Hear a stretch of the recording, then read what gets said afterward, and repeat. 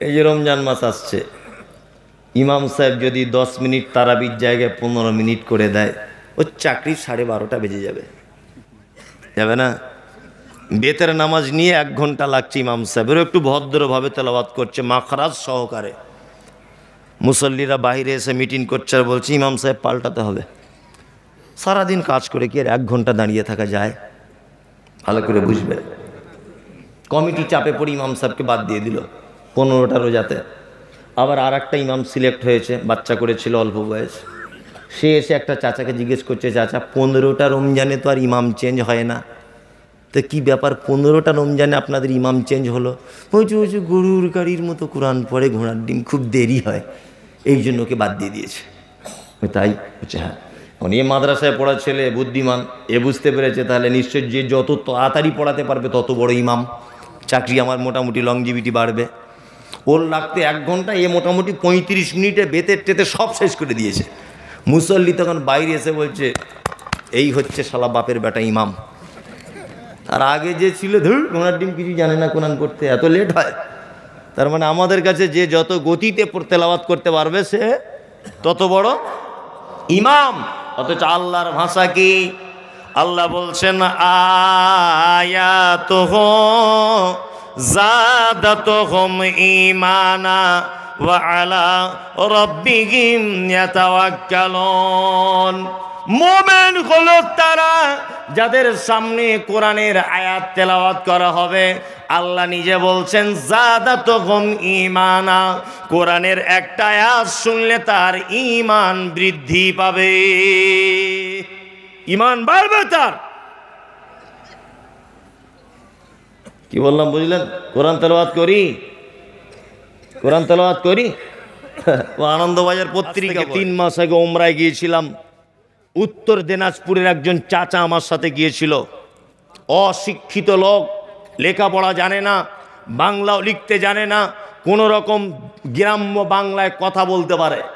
তা কাবাতে তওয়াফ যখনই করি, চাচা আমার জামার কলারটা এইভাবে ধরে রাখে। তা আমি বারবার বলি চাচা তুমি আমাকে ধরে রাখো, আমার তো ডিস্টার্ব হয়। তখন চাচা বলে এত লোক, আমি বাংলা ছাড়া কিছু বুঝি না, যদি হারিয়ে যায় আমার 4 বিঘা জমি ধান লাগানো আছে, ধান সব বেকার হয়ে যাবে। ওই একটাই কথা বারবার বলে। তাই বললাম আর লোকের আর চিন্তা, তোমার ধানের চিন্তা চাচা?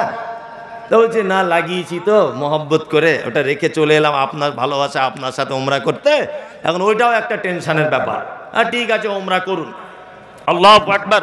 হাজী সাহেব যারা আছেন জানেন, কাবার ইমাম ডাক্তার আব্দুর রহমান আসসুদাই হাফিজাহুল্লাহ, তিনি যখন কোরআন তেলাওয়াত করেন আর জাহান্নামের আয়াতগুলি যখন চলে আসে, বাচ্চা ছেলের মতো 20 second 30 second how how how how করে কাঁদে। Ethiopia, Tanzania, German, Japan, France, Bharat, Pakistan, Bangladesh, যে ভাষী হোক না কেন, ডাক্তার আব্দুর রহমান আসসুদাইসের তেলাওয়াতে সবাই কাঁদতে থাকে। তওয়াফ হতে হতে আজান হয়, সবাই কাতারে দাঁড়িয়ে যায় মক্কার মানে কাবার চারিদিকে। আমিও দাঁড়িয়ে গেলাম, আমার ডান দিকে চাচা দাঁড়িয়েছেন উত্তর দিনাজপুরের। কাবার ইমাম তেলাওয়াত করছেন ইয়াউমা তারাউনাহা তাযখালু কুল্লু মুরজিআতিন আম্মা আরজাআত ওয়া তাযাউ কুল্লু যাতি হামলিন হামলাহা ওয়া তারান নাসা সুকারা ওয়া মা হুম বিসুকারা ওয়ালাকিন্না আযাবাল্লাহি শাদীদ। সূরা হজের আয়াত কাবার ইমাম তেলাওয়াত করছেন। বাংলা মানে হলো এই, আল্লাহ বলছেন কিয়ামতের দিনটা এত কঠিন দিন, গর্ভবতী মা কিয়ামতের দিনে দাঁড়িয়ে থাকবে, তার বাচ্চা নিচের দিক দিয়ে হয়ে যাবে, বুঝতে পারবে না। দুগ্ধ দানকারিণী মা তার বাচ্চাকে দুধ পান করাতে ভুলে যাবে, আর মানুষগুলিকে দেখা যাবে সব যেন তারা মাতাল। আল্লাহ বলে অমা হুম বিসুকারা, একজনাও তারা মদ পান করেনি। ওয়ালাকিন্না আযাবাল্লাহি শাদীদ, শুধু আমার কঠিন আযাব, এই আযাবের ভয়ে মানুষ থর থর থর থর থর থর করে মাতালের মতো থাকবে, কাঁপবে, মাতালের মতো অভিনয় করবে কিয়ামতের মাঠ। এই আয়াতটা যখন তেলাওয়াত করছেন আব্দুর রহমান আসসুদাইস বাচ্চা ছেলের মতো হাউ হাউ করে কাঁদছেন। আমি মুমতাজুল ইসলাম একটু আধটু আরবি বুঝি, একটু আধটু পুরো না বুঝলেও কোরআনের এই আয়াতটা যখন আমারও স্মরণ হয়ে গেল, আমার চোখ দিয়েও পানি পড়তে শুরু করে দিল। আমার পাশে যে চাচা দাঁড়িয়ে আছে নিরক্ষর, চাচা দেখলাম বাচ্চা ছেলের মতো আমার থেকেও জোরে জোরে হাউ হাউ করে কাঁদছে। নামাজের পরে চাচাকে নিকটে ডেকে বললাম, চাচা আমি না হয় আলেম মানুষ, কিছু বুঝলাম বলে কাঁদলাম, তুমি কেন কাঁদলে বলো? চাচা বলছে, মমতাজুল আমার বয়স 60 থেকে 65 বছর, তুমি আমার বেটার বয়সী, তবে শোনো, কোরআন শুনলে যে ঈমান বেড়ে যায়।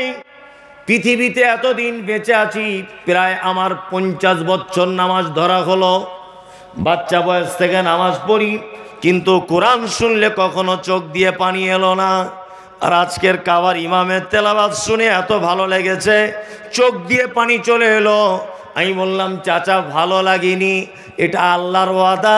আল্লাহ বলেছেন, যাদাতুহুম ঈমানা, মোমেনের সামনে যখন কোরআন যখন তেলাওয়াত করা হবে, মোমেনের ঈমান তখন যেন বেড়ে যাবে, ঈমান বেড়ে যাবে মোমেনের।